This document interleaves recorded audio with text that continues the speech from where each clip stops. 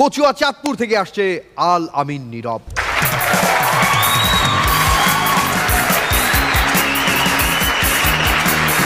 কাজ অবস্থা, জীবনটা তেজপাত হয়ে গেছে। আমিন ভাই, আপনারা হয়তো ভাবতেছেন আমার এই অবস্থা কিভাবে হইল। বেশি কিছু না, জাস্ট একটু বউর সাথে তর্ক করছিলাম। তর্কটা কি হয়েছে ভাই? ও আমারও বলছে যে জান একটু বলো না, আমার যে মেকআপের সাপ্লিমেন্ট আছে তোমার সবচেয়ে ফেভারিট কোনটা? আমি বলছি মেকআপ রিমুভার। দেন এই যে মাথার অবস্থাটা দেখতেছেন, এটা কেন হয়েছে?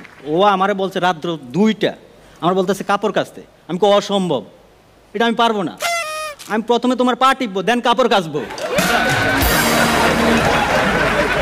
ভাই নির্যাতন, প্রচুর নির্যাতন। এখন ভাবছি যে এটা আমি একটা বিচারের ব্যবস্থা করতে হবে।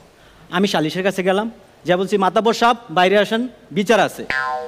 মাতাব্বর সাহেব দেখি যে উনি হুইল চেয়ারে আসতেছে। মাতাব্বর সাহেব কি অবস্থা, আপনার এই অবস্থা কেন?